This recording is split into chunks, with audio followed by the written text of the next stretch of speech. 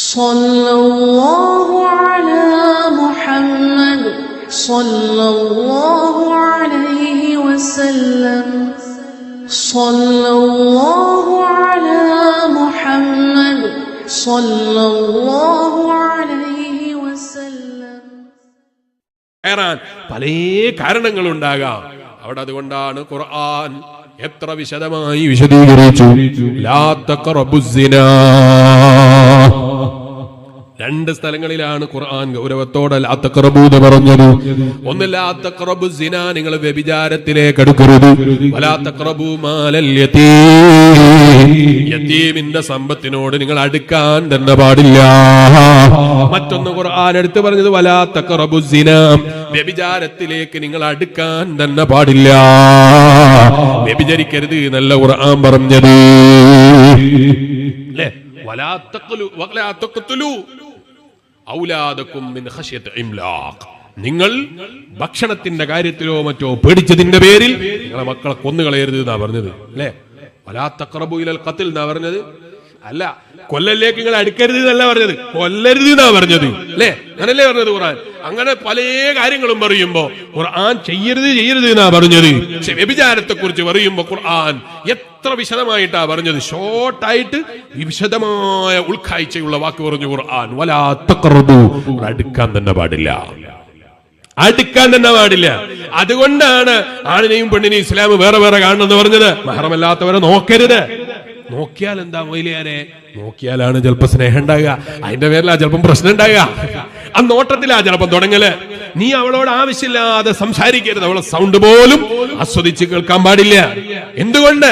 വലാ തഖറബു, നിങ്ങൾ അടുക്കാൻ തന്നെ പാടില്ല എന്നാണ് പറഞ്ഞത്. അവളെ സൗണ്ട് കേൾക്കുമ്പോ ഒരു ദിനമെങ്കിലും ഈ സൗണ്ട് ആസ്വദിച്ച് അടുത്തുനിന്ന് കഴിഞ്ഞാലോ എന്നൊരു തോന്നൽ വരരുത്. ആദ്യം തന്നെ ഖുർആൻ എടുത്തിട്ടങ്ങ് പറഞ്ഞു വലാ തഖറബു, അടുക്കാൻ തന്നെ പാടില്ല. അങ്ങനെ എല്ലാ കാര്യങ്ങളിലും വ്യഭിചാരത്തിന്റെ വിഷയത്തിൽ വളരെ ഗൗരവത്തോടെ പറഞ്ഞു. ചില ആളുകൾ ചോദിക്കും, കാണുമ്പോഴേക്ക് എന്ത് വരാനാ? അല്ലേ? നോക്കുമ്പോഴേക്ക് എന്ത് വരാനാ?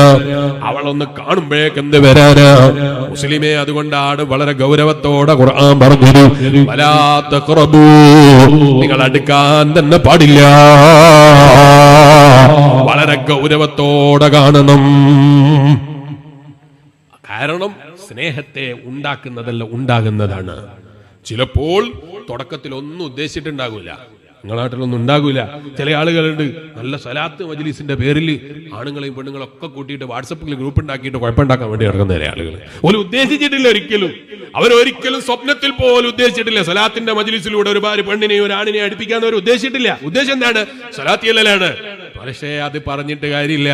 സലാത്ത് ചൊല്ലിയ പെണ്ണിന് കിട്ടിയ അപ്രിയേഷനാകാം, അവൾക്ക് കിട്ടിയ ആദരവാകാം, ബഹുമാനമാകാം, മുസ്ലിയാരുമായിട്ട് ചിലപ്പം കണക്ഷനായത്, അല്ലെങ്കിൽ തങ്ങളുമായിട്ട് കണക്ഷനായത്, അല്ലെങ്കിൽ നാട്ടിലേതെങ്കിലും ചെറുപ്പക്കാരനുമായിട്ട് കണക്ഷനായത് 100 സലാത്തിയല്ലേ വകയിൽ അടിച്ചു കൊടുത്ത ലൈക്കാകാം. അതുകൊണ്ട് തന്നെ അത്തരം വഴികളിലേക്ക് തന്നെ നിങ്ങൾ കടക്കണ്ടാമാണ്. ഇസ്ലാം സ്നേഹം എന്ന് പറയുന്നത് നമ്മൾ ഉണ്ടാക്കിയെടുക്കുന്ന സാധനമല്ല, അത് ഓട്ടോമാറ്റിക്കായി ഉണ്ടാകുന്നതാണ്. അത് ചിലപ്പോൾ ചില പ്രവർത്തനം കൊണ്ടാണ്, ചിലപ്പോൾ ചില നോട്ടം കൊണ്ടാണ്, ചിലപ്പോൾ അതൊരു ലൈക്ക് കൊണ്ടാണ്, ചിലപ്പോൾ അതൊരു ചിഹ്നടൽ കൊണ്ടാണ്. അതുകൊണ്ട് അത്തരം ഒരു വഴികളിലേക്കും നിങ്ങൾ കടന്നു പോയിക്കൂടാ.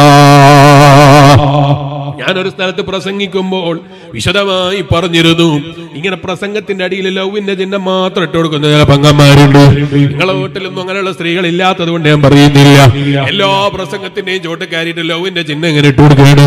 മുസ്ലിയാരോട് ഇതൊന്നും വേറെ ഒന്നും ഉദ്ദേശിച്ചിട്ടൊന്നല്ല മുസ്ലിയാരെ ഞങ്ങൾ ചെയ്യുന്നത്. ഉദ്ദേശം എന്താണ് എന്ന് നോക്കേണ്ടതില്ല, അതെന്തിനാണ് പ്രയോഗിക്കുന്നത് എന്ന് നോക്കണം. ആവശ്യമില്ലാത്തത് എന്തിനാണ് നമ്മൾ ചെയ്യേണ്ടത്? മുസ്ലിയാരെ വയൽ പറയുന്നെങ്കിൽ വയൽ കേട്ട് പോയാൽ പോലും എന്തിനാ അന്യപുരുഷനായ മുസ്ലിയാർക്ക് ലവിന്റെ ചിഹ്നം ഇട്ട് കൊടുക്കേണ്ട ആവശ്യം?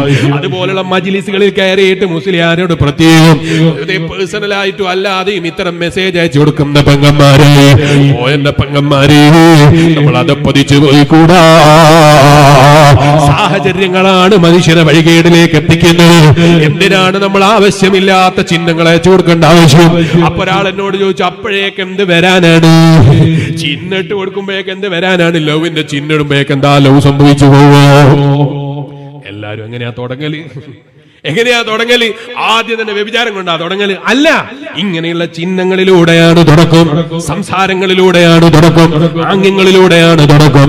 ചിലപ്പോൾ ഐ ലവ് യു എന്ന് പറയുന്നതിനേക്കാൾ, അന്യപെണ്ണിനോട് അത്തരം വാക്ക് പറയുന്നതിനേക്കാൾ ഗൗരവത്തിൽ കാണണം ചിഹ്നങ്ങളിടുന്നത്.